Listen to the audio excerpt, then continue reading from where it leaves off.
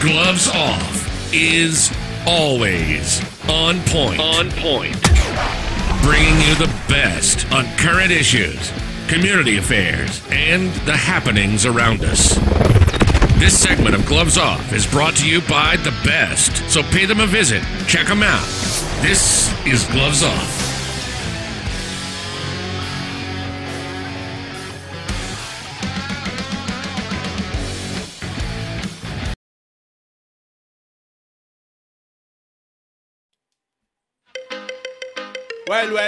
Well. You're listening to Gloves Off with Professor Buitrón. Alright then, I say words on point, straightforward. No jibber jabber, everybody forward. Issues, facts and solution. Get it at Gloves Off with Professor Buitrón. Alright, one of the thing is a revolution. Get it on point with Professor Buitrón. Gloves Off. No nonsense issues, politics, community. A better men follow reader. Gloves Off, a revolutionary show with everything that you need to know. With Professor Buitrón. Watch ya!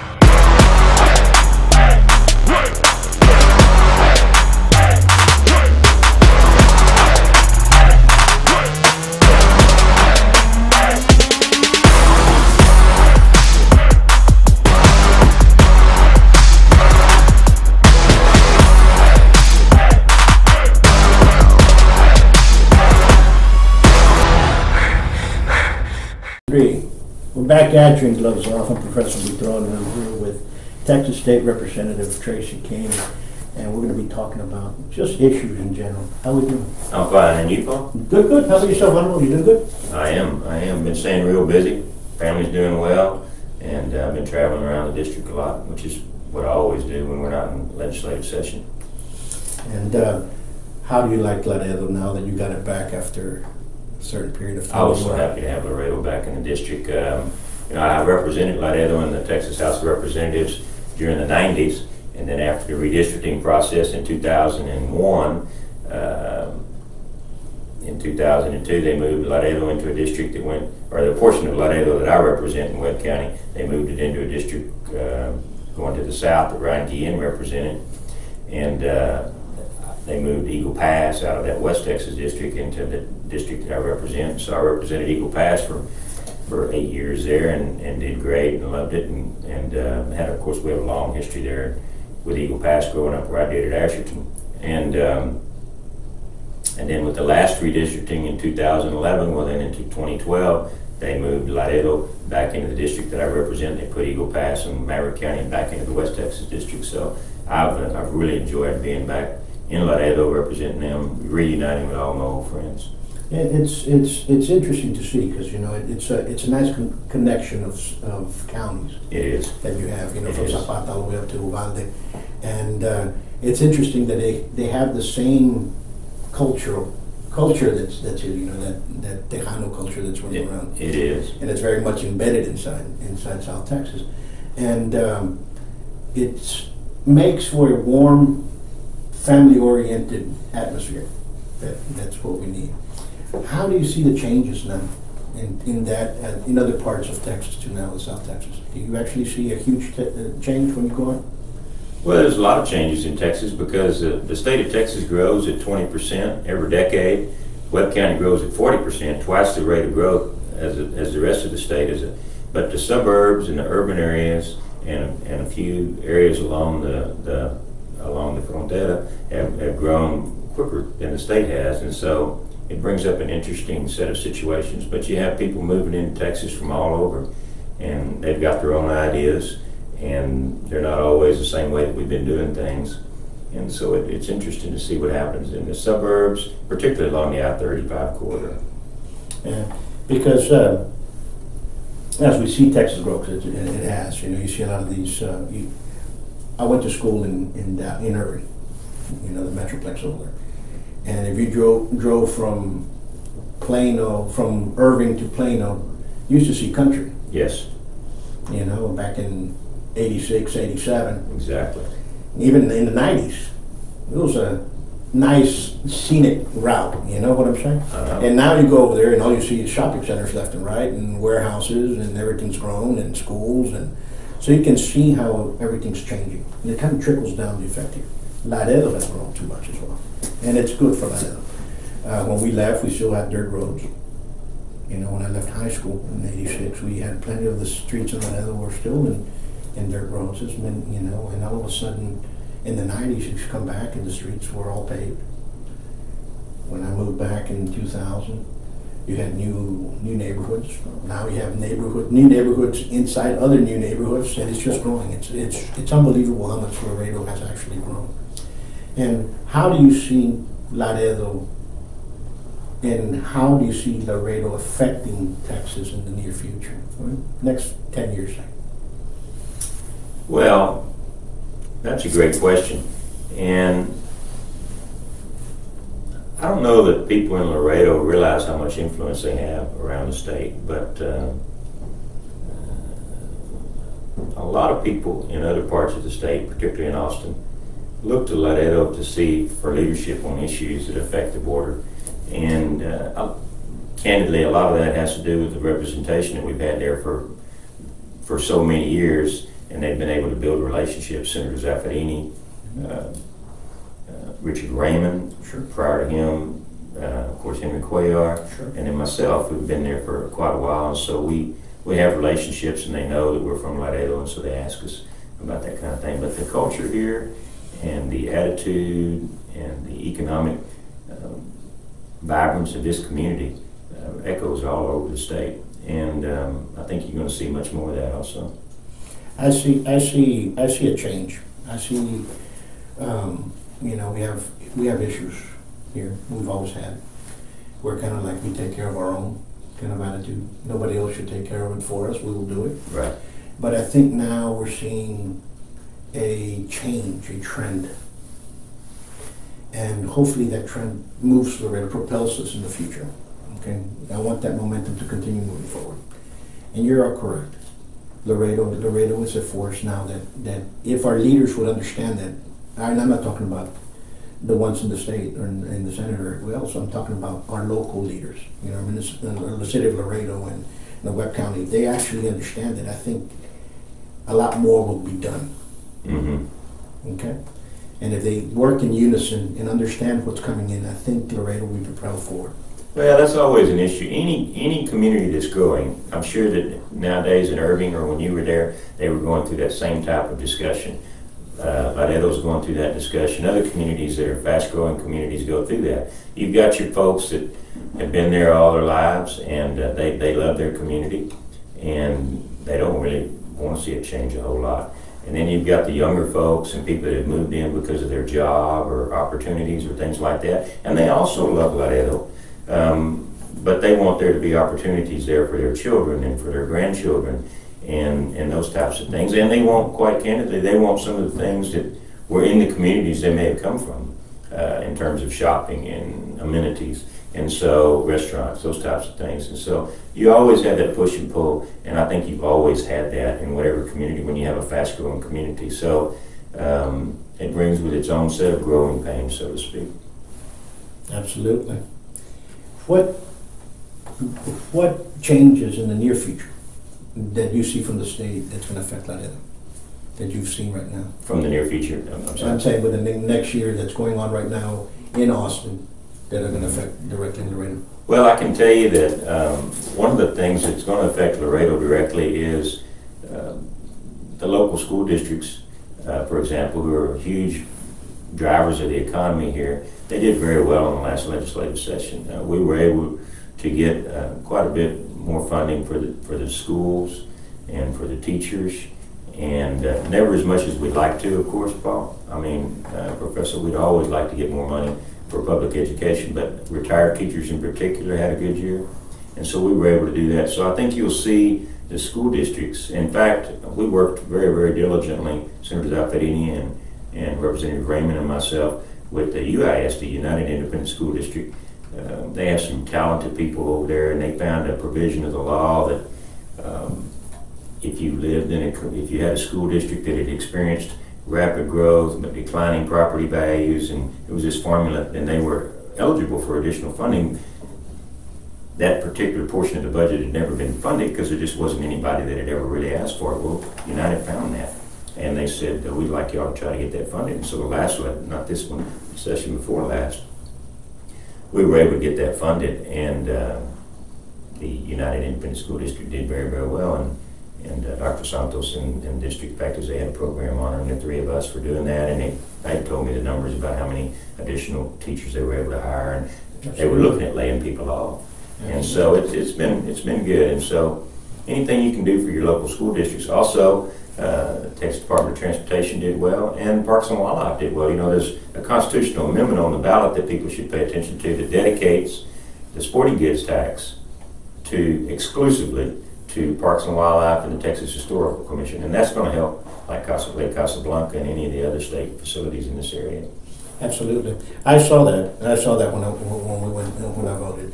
I saw that because I hadn't read into them, but I think those issues people need to take care of and pay attention to, because a lot of people do not vote. We need to start getting people to go out there and vote, and I don't know how we're going to start that fire. It's difficult. No, I was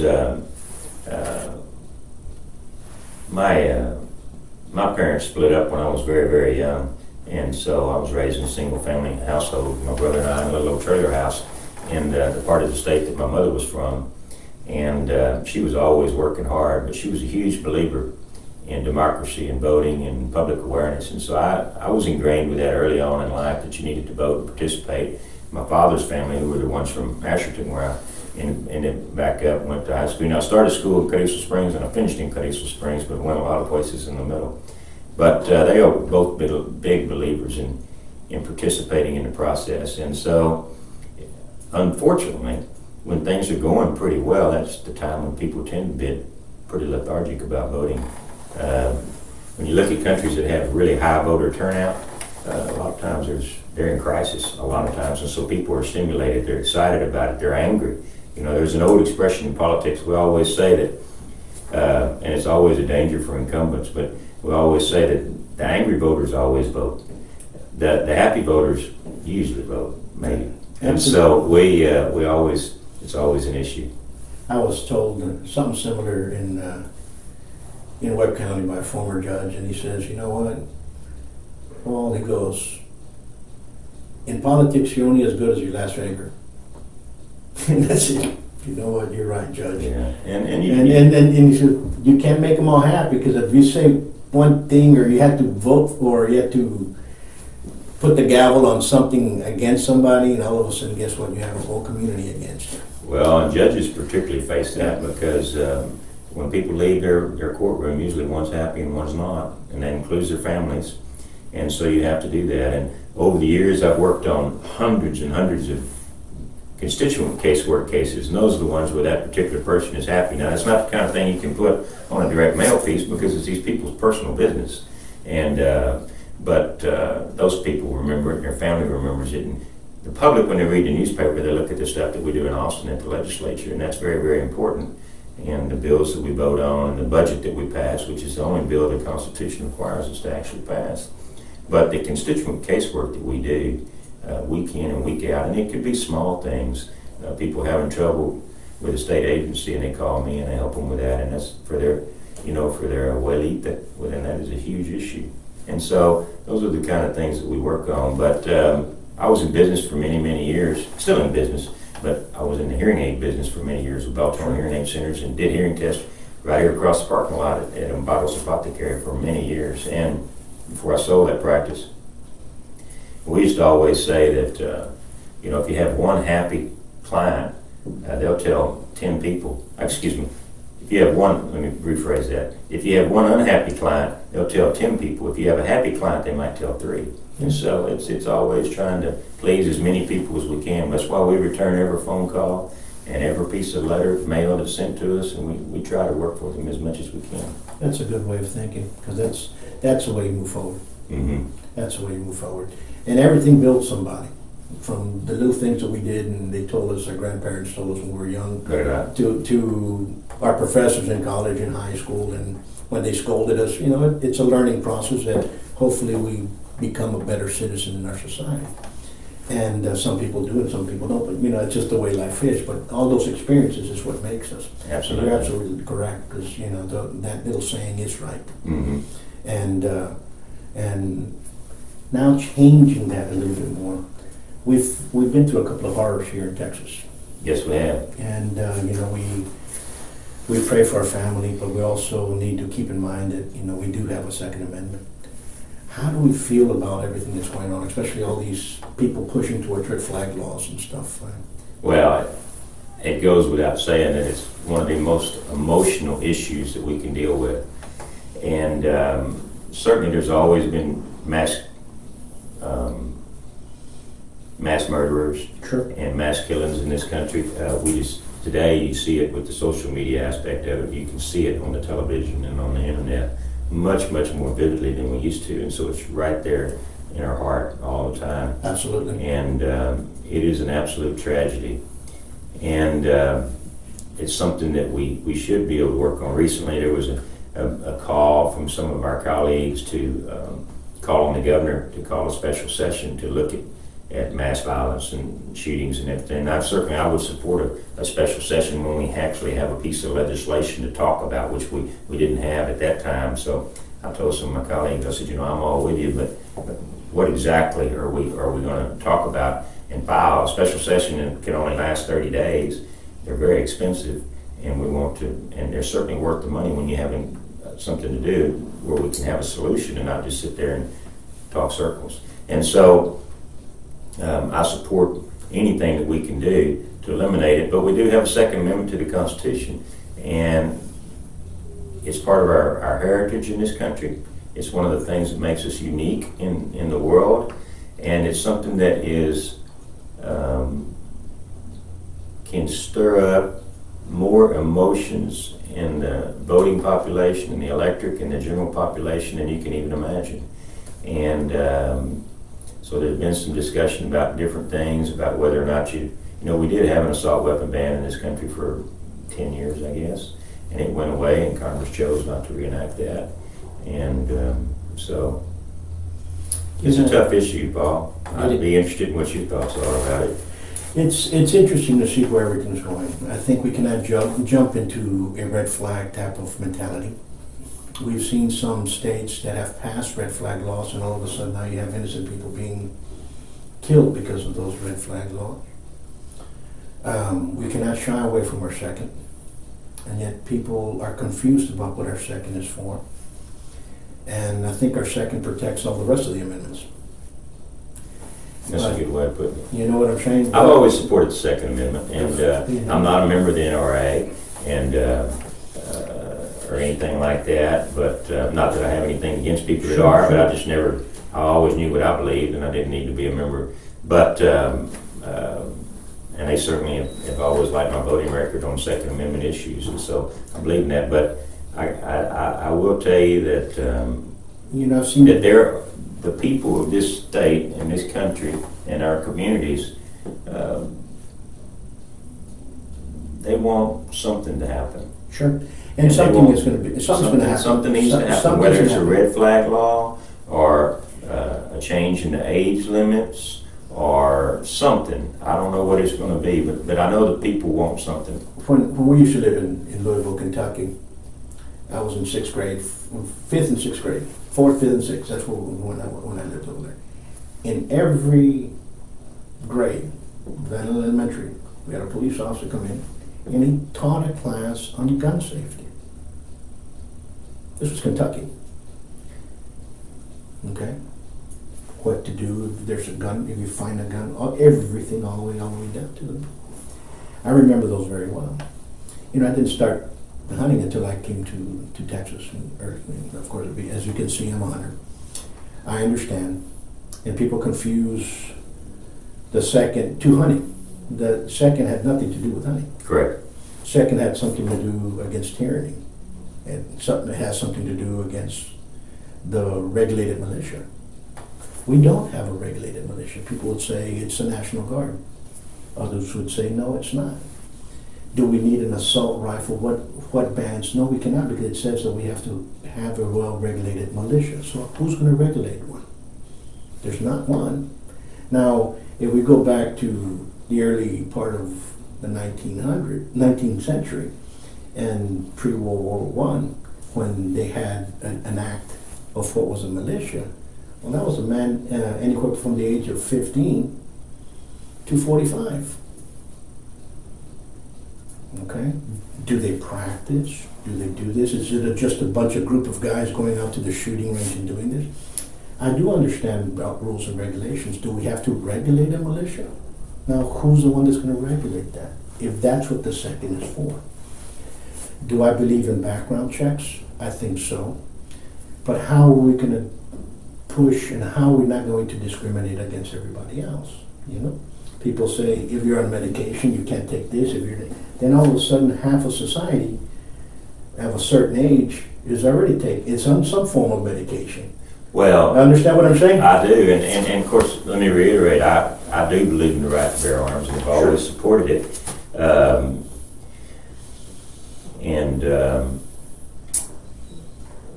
But when any time, and that's one of the most difficult things that we face in the legislature is, particularly colleagues of ours that have been here a long time, if they go through a personal tragedy, some type of legislation will come out of that, and it may be. It could be about not just this issue, but many other types of issues, and it's always difficult when something's very emotionally important to a colleague and to their families and to thousands or maybe perhaps millions of people in the state of Texas that you don't overreach. And so our goal is to do something that's positive and helpful without overreaching, because as you bring up, the number of people that are on some type of medication, antidepressants, for example, is mind-boggling. And so you run into some very, very, it's very shaky ground. It's very shaky ground, and especially when, they come in. I understand, I feel for all the families that are out there. And those people, obviously, they take those medications, and that shouldn't preclude them from buying a firearm. Absolutely. So we really need to look at everything else. And then when we start going into the red flags, when it's just pointing the finger because, he scares me because when he's acting funny. Yeah. Those things can get us into trouble. Those I are might have been accused of acting funny at some point in my life, yes. All the time. You know what I'm saying? And sometimes we might have been acting funny, but the thing is, you know what I'm saying? I do. So all of a sudden, what's going to happen to that? Now, and others, and our governor's done good, but, and the last ones that he kind of pushed out towards making a type of police overbearing of your red flag, or a camouflage red flag, as many are calling it, that the police can actually, as many have interpreted, can actually stop you and say, you know what, you have a gun, they can call you and confiscate the guns at your house while you're being detained. I think that's wrong. I think we're overstepping our boundaries. We need to actually stop back. We all come from South Texas. We're supposed to be innocent until proven guilty. Absolutely. And that's one of the distinguishing factors between the United States and many others. And that was one of the things. There's been untold amounts of lives lost and blood shed over the right to preserve innocent until proven guilty. Absolutely. And we can't run into that. We come from South Texas. We have great law officers, and we have some bad ones. And we just can't, it's a shaky ground. I think everybody has to kind of just step back and say, okay, let's calm down, and let's move forward. Mm-hmm. And I think we have to protect our Constitution of all its rights. Well, and our system is set up to be a deliberative body. Sure. That's why you have the House and the Senate. You've got the committee process, which, in a given session of the legislature, there'll be 7,000 pieces of legislation introduced. We meet every other year during the odd numbered years for 140 days. And there'll be 7,000 más o menos pieces of legislation introduced. Maybe 1,400 of them typically become law. And those are generally small changes to the current law. The committee process weeds out a lot of things that don't have much support or maybe need a little bit more time to mature or study. And then you have the same process in the Senate and the House. And then you have the governor. And in case of constitutional amendments, you have the voters. And so it is a process that was designed to be deliberative and thoughtful. And I think we need to make sure that we don't do anything to jeopardize that. Our forefathers came from countries where policy could change overnight because a king had a bad day. Absolutely. You know, some kind of monarch had a bad day, or a dictator and then all of a sudden policy could change the next day. They didn't want that. And it's frustrating, though. It's frustrating when things are going on like these mass shootings and people want answers yesterday. Today, and so it is very frustrating. But the system is designed to be very deliberative, thoughtful. No, you're absolutely correct. And I think here in Laredo, we have two great school districts, LISD and UISD, and both have their own police forces, which do an excellent job. Yes. I think that's where we are different than in other school districts. Because many other school districts do not have that. No. And I think that's what we need to push for. Well, I know the school districts, and of course, Webb Consolidated is part of what I represent. By the way, there's 6 counties in this legislative district, if you don't mind. You have Webb County, and of course, that includes the portion of Laredo that I represent, everything outside the city limits we represent, and Zapata County, and then you have Dimmitt County, Zavala County, Uvalde County, and Frio County. Those are the 6 counties that make up this legislative district. But you're correct. I've been extremely impressed with the police that the school districts have here. I know the individuals that work there. Sure. And one of them, well, there's only 2, so probably figure out which one I'm talking about here. But anyway, let me just say that the policemen and the folks that work at the school districts for the police departments at the school districts, the ones that I've talked to love their job. Sure. And they've worked at the county, at the city, here and in other communities, and this is where they want to end their career, at one of those school districts, LISD or United. So they love that particular aspect of their job. I'm pretty sure I know which one. And well, I've heard it from more than one.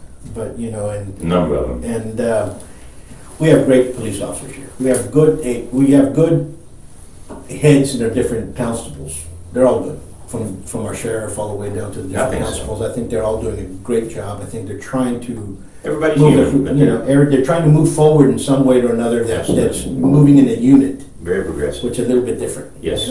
Which is, it's nice to see. Good cooperation. Absolutely. Now more so than ever. You wouldn't see that 10, 15 years ago, but now you're seeing that. That's what's changing here in Laredo and Webb County. You've seen a lot more of that. You're absolutely right, Professor. You don't quite have the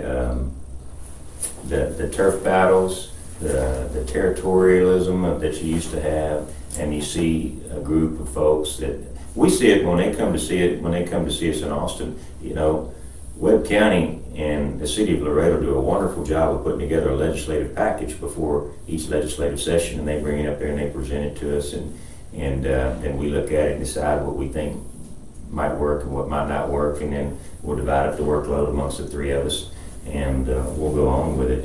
But you see much more unity, cohesiveness, planning, that type of thing. It's marvelous to see.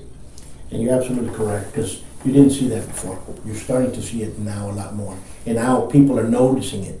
If they did do it in the past, it wasn't noticeable. I'm not saying that they did anything wrong. I'm just saying that it was No, it was just handled differently in those. But it was well done, just different. Which of the amendments would you like to see placed on there that's in voting right now? Well, which change do you think that it's going to be the one that people, besides all of them, I think they're needed, but which one do you say, you know what, this is the one people should start paying attention to? Well, let's see. Let me scan through them real quick here and see which ones we have. I'll tell you, while I'm doing that, I'll tell you one of the ones that's interesting that people have asked me about a lot. And it goes to the Texas Constitution, like many of the constitutions in the southern states, was written right after the Civil War. And so it's very, very specific, very much encouraging limited government and power to the people. And so in order to make changes in the state of Texas, you have to amend the Constitution, and this Constitution has been amended almost 500 times. And so people a lot of times will ask us, why do we have to have a constitutional amendment about something that's happening over in East Texas? Whereas the U.S. Constitution, of course, I think has 27 amendments to it, so it hadn't been amended. But it's a different type of document. It's written differently. It's not as specific. It delegates more control. The state constitution delegates a lot of control to the residents. So the 10th proposal, number 10 on the deal, is one that talks about service animals. And those are police dogs or other drug dogs or whatever that are being used, typically used by police forces, but other uses also. And I've had people say, why aren't we voting on whether or not a guy that owned a dog or had the dog, lived with the dog, trained the dog lived in his home for 8, 9 years and then retired, well, of course that person's going to take that dog home. Why do we have to vote on that? I said, well, because the Texas Constitution does not allow a government entity to give away a piece of property to a private individual. And if they sell it to them, they're required to go to the highest bidder so that the people, the taxpayers, get the best benefit. And I said a service animal was considered a piece of property. And so that handler, under current law, has to buy that animal, and he has to put in it for a competitive bid for that animal. They usually end up with it, but it's this whole process they have to go through. And so if this amendment passes, and I assume it will, then when a service animal is retired, it can do. But that's some of the specific natures that people always ask me about. But so in our part of the world, one of the most important amendments that we can pass, in my personal opinion, is Proposition number 2. And that is the one that allows the Texas Water Development Board to sell additional bonds for $200 million to help with drainage and water projects throughout the colonias and subdivisions. Those of you in the late 80s, due to the great efforts of Senator Zaffarini and Henry Cuellar back in those days, and others, the state of Texas, the voters approved, and the state of Texas sold bonds, and that's how we put all these water projects in these colonias up and down the frontera, and in East Texas too, in some places where they had colonias. That was in 1989, and it was in the early 90s before they really got cranked up after I got in the legislature. But they've exhausted those funds, and so this allows them to do $200 million more money. And I think that would be big in our part of the world, and it's being pushed. It's a bipartisan push. State Representative Mary Gonzalez, who served on the Ag Committee with me, I chaired the Ag Committee for 3 terms, and she was there with me as vice chairman. She's pushing it, along with Drew Springer, who currently chairs the Ag Committee, who's a Republican from Munster, Texas. And they're pushing that one. So Proposition number 2 is one that is really important for our part of the world. There are several on there that have to do with the last storm, the big storm that came through on the coast, that have to do with property valuations and those types of things. Those would be good for the folks that may have storm damages sometime. If you have strong feelings about a personal state income tax, then you want to vote on number 4. A vote for the amendment is a vote against the state income tax. A vote against the amendment is one that makes it a little easier at some point in the future. Candidly, I don't know that the voters would ever approve of state income tax anyway, but that raises the bar. So, sporting goods tax for state parks, I talked about that one. That's number 5. That's important for our part of the world.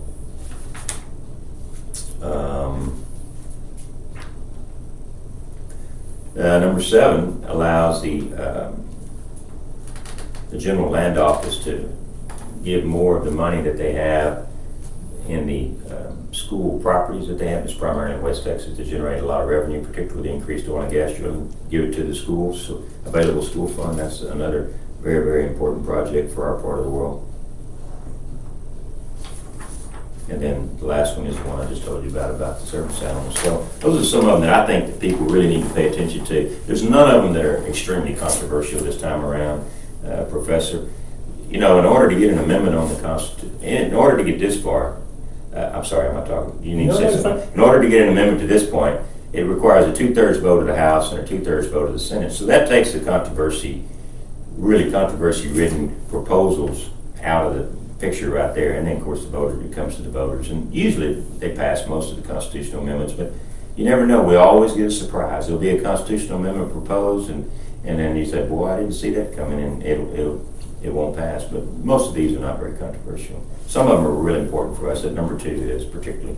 Yeah, the state income tax, I know that people are already raising Cain about it. And a lot of people were confused about the wording on the ballot language, and I had a lot of questions early from people that said, now, I'm opposed to a state income tax, Tracy, so do I vote yes or no on this amendment?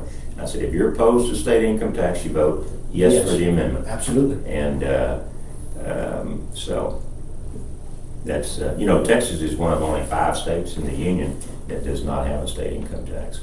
The rest, all the others do. You know, we fund our government with property taxes and sales taxes and fees. Absolutely. And a lot of people don't realize, those that are for, you're going to see a lot of companies all of a sudden move to the other 4 states that still don't have the state income tax. A lot of people come to Texas for that reason. For that reason. And so all of a sudden they're just going to pop up, and all of a sudden they're going to go move elsewhere. So we really need to pay attention to what we're doing. Yes, sir. You know, you want this to move forward, or you want to go backwards. You can pass something, all of a sudden we lose businesses.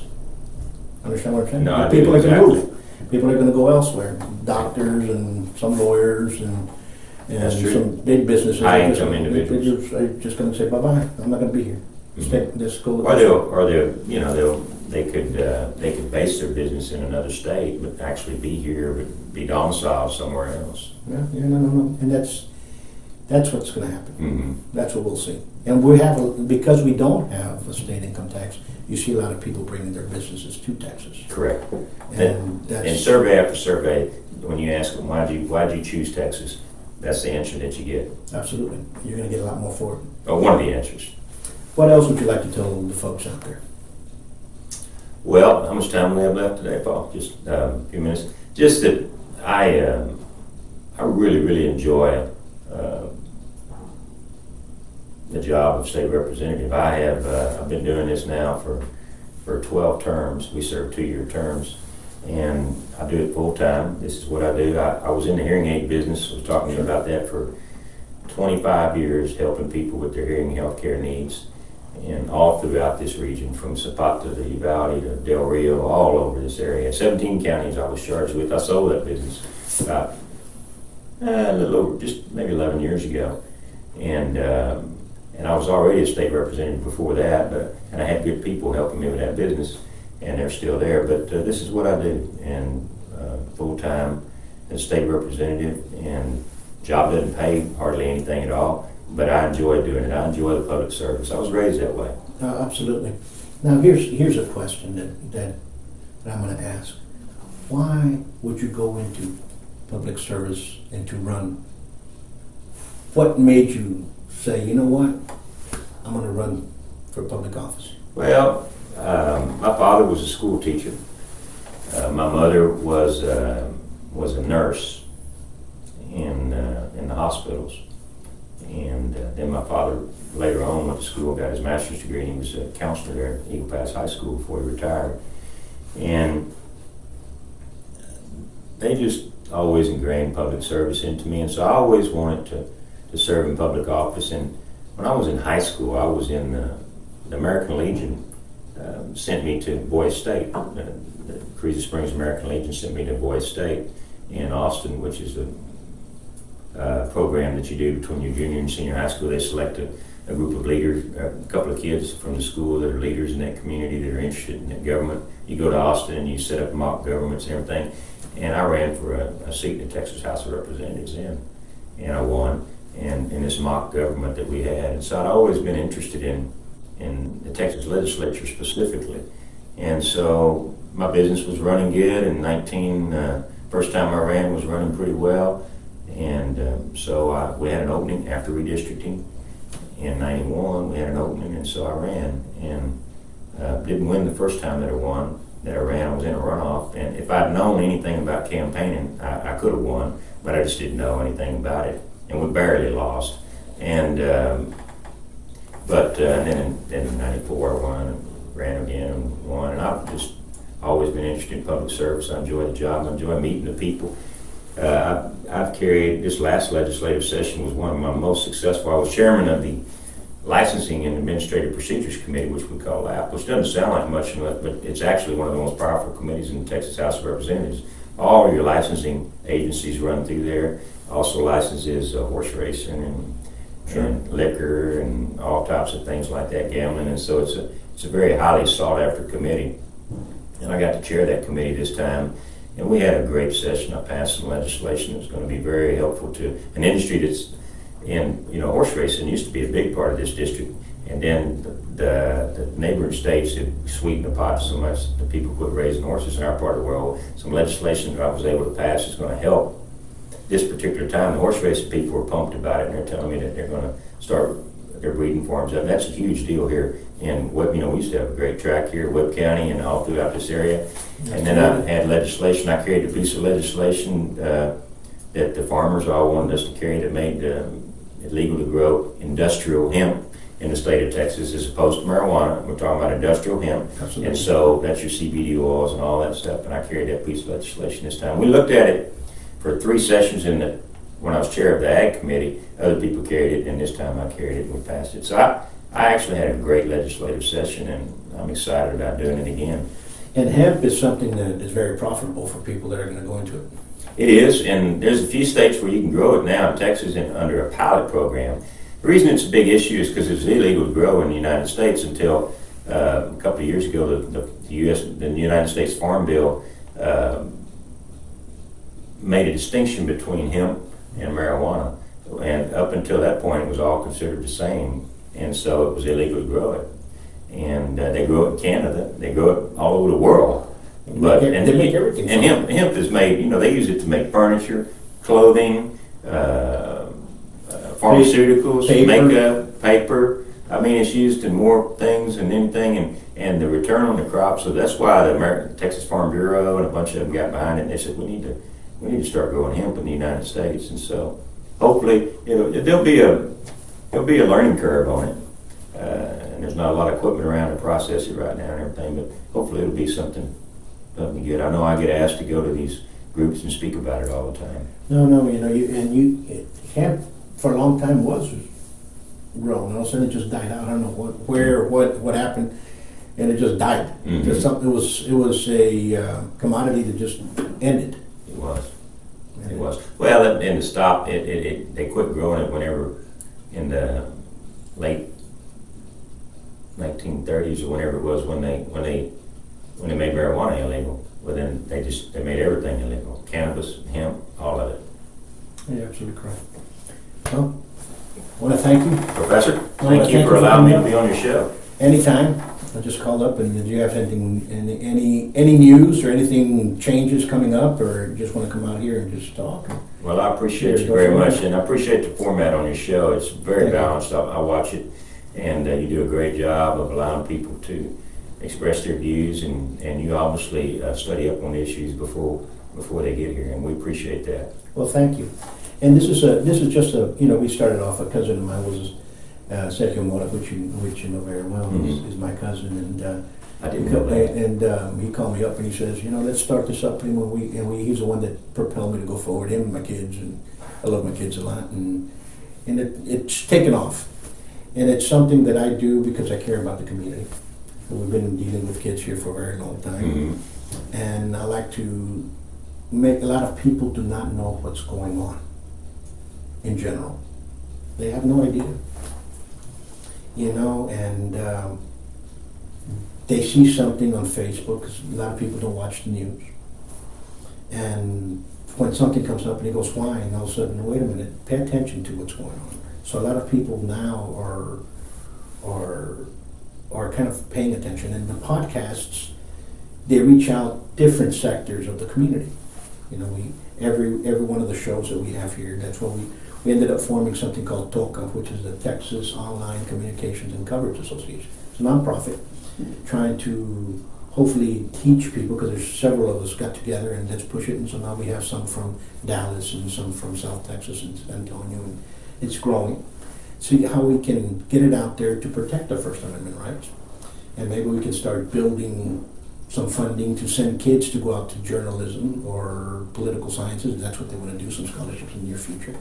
So it's for the community. It's not, you know, we're not making money out of it, that's for sure. It's because we like to make sure that those that are around us can express themselves nicely. Well, and that's key there, if I may. You know, one of the most, I appreciate a podcast or an extended interview because it gives you a chance to explain a topic. If you misspeak, it gives you a chance to say, oh, excuse me, that's not what I meant to say. What I meant to say was this, as opposed to the 30-second soundbite journalism that we have to live with day in and day out. Absolutely. And there's a place for that, and that's all they can do on the regular news shows. I mean, because they've got budgets and they've got advertisers that need to get trends. I get it completely, but it makes it difficult to do it. And then sometimes you've got, and the vast majority of the journalists are very, very good, but there's a few of them that are trying to make a name for themselves with some kind of gotcha journalism, and those people frustrate me. I just don't even. You know, I was talking to one of our public officials, elected public officials, and I've known him for years, and he says, you know what, I was misquoted, and people took it and made a big scene about it. And I tried correcting myself again, and I was misquoted again. It happens. I said, absolutely, because you just have that short period of time. So I want to thank you for standing up and doing what you're doing, because it takes people who stand up to do what you do. Thank you. Thank you. And everybody that wants to do that, you know, thank you for doing it, because it has to continue going forward. Well, I'm so grateful that the voters have given me that opportunity to do it, and for a number of years, and look forward to continuing that. So. All right. Thank you, Paul. Be safe. Thank you. Go ahead, sit down. And folks, I got a little pet peeve. When the school bus has the red lights and the stop, you guys stop them both ways. Both directions, period. Okay? I've been seeing too many school buses turn on their lights and cars continue passing by. Okay, let's not hit one of our little guys. Till next time, peace.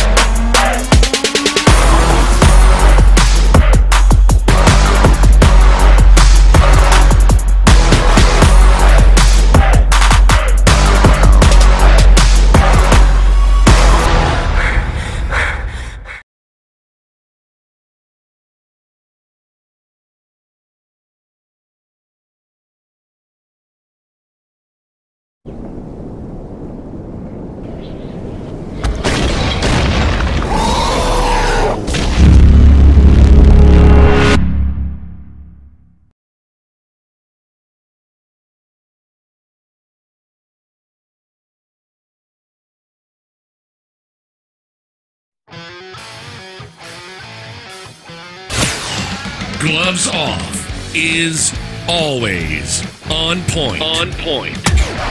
Bringing you the best on current issues, community affairs, and the happenings around us. This segment of Gloves Off is brought to you by the best, so pay them a visit. Check them out.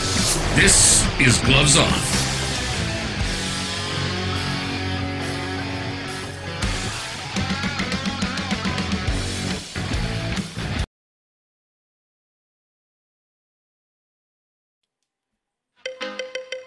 Well.